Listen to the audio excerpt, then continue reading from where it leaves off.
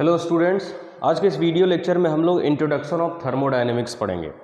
Thermodynamics क्या है? Branch of physics which deals with the relationship between heat and other forms of energy. So thermodynamics physics का branch है जो heat और दूसरे फॉर्म ऑफ एनर्जी के रिलेशन को डिस्क्राइब करता है, जो डील करता है। सो इंपॉर्टेंट टर्म, सबसे पहले कुछ important terms related to thermodynamics is system, है ना, वेरी इंपॉर्टेंट टर्म। सिस्टम क्या होता है कि fix amount of matter enclose with in a surface. जैसे एक बॉक्स है, बॉक्स में कुछ ना कुछ गैसियस पार्टिकल्स है या कोई भी मॉलिक्यूल्स है ना, तो fix amount of matter with in the surface, this one is called system. इसको हम सिस्टम बोलेंगे। Next very important term is surrounding. What is surrounding? Everything outside the system under consider is called surrounding या under consideration। everything outside the system under consideration। जैसे system के बाहर कुछ यहाँ पे कोई चीज़ है ना, जो सिस्टम को अफेक्ट कर सकता है। यहाँ पर लिखा है पॉइंट कि सराउंडिंग में affect the performance of system.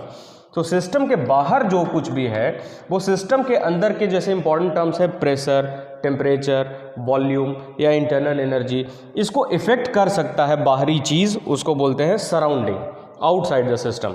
Third one is isolated system।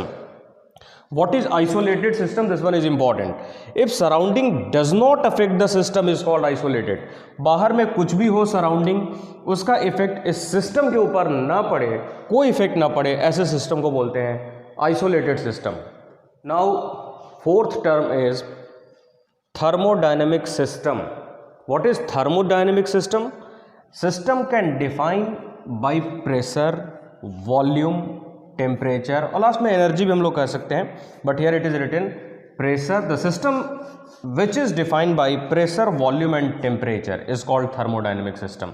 मतलब एक सिस्टम है जिसका कुछ ना कुछ मॉलिक्यूल्स है, उसमें प्रेशर, टेम्परेचर, वॉल्यूम है ना, इस सिस्टम के अंदर। This one is as thermodynamic system. So pressure, volume and temperature, ये तीनों के साथ एक कंडीशन है कि तीनों क्या है, ये थर्मोडायनेमिक वेरिएबल्स हैं, चेंज होगा। प्रेशर भी चेंज हो सकता है, टेम्परेचर भी चेंज हो सकता है, वॉल्यूम भी चेंज हो सकता है। So pressure, volume and temperature is thermodynamics variable.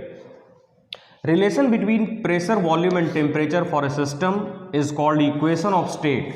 इसको बोलते हैं equation of state. Relation mean mathematical relation, means formula PV is equal to NRT। आप लोग जानते हो PV is equal to NRT, है ना। N नंबर ऑफ मोल है किसके लिए? गैस के लिए, कि number of moles.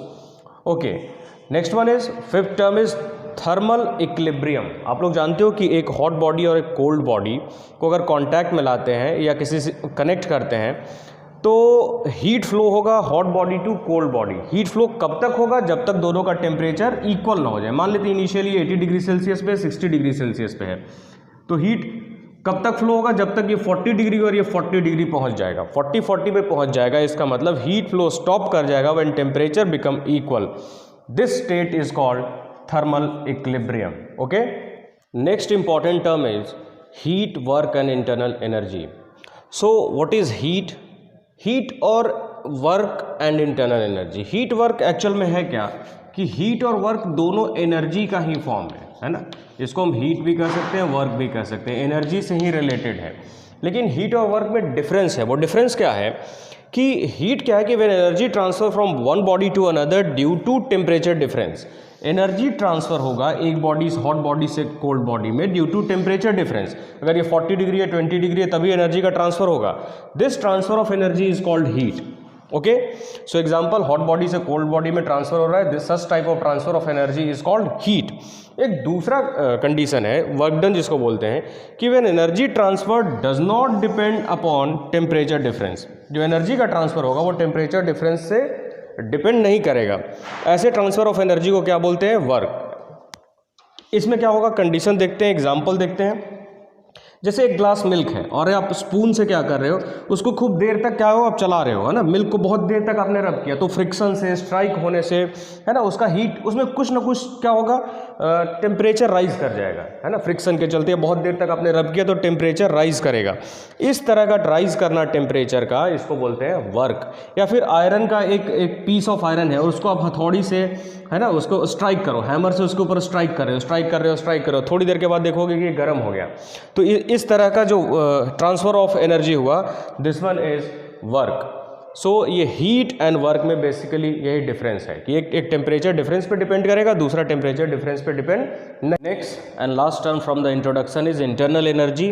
What is internal energy? कोई भी system consist large number of molecule. जैसे एक सिस्टम है, इसमें बहुत सारे मॉलिक्यूल्स हैं, मॉलिक्यूल्स मोशन में भी रहेगा, मोशन में रहेगा तो उसके चलते उसमें काइनेटिक एनर्जी आएगा, और मॉलिक्यूल कंप्रेस्ड है या डिस्टेंस पे है या हाइट पे है तो उसके चलते उसमें पोटेंशियल एनर्जी आएगा। So the total sum of potential and kinetic energy is taken as internal energy of system, and this one is represented by capital U.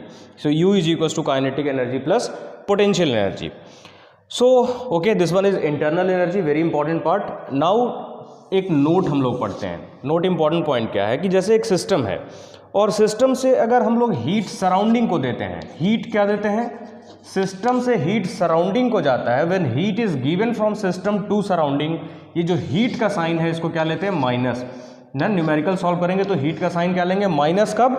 जब heat given from system to surrounding तो minus, and heat taken from surrounding by system, surrounding से system की तरफ जब हम heat को लेते हैं तो इसके साइन को क्या लेंगे, प्लस। यहाँ पे लिखा है कि heat taken from surrounding by the system is plus. ये हीट का साइन है, हीट का साइन माइनस और प्लस। ये वेरी इंपॉर्टेंट पॉइंट है थर्मोडायनेमिक्स में। So thank you for watching.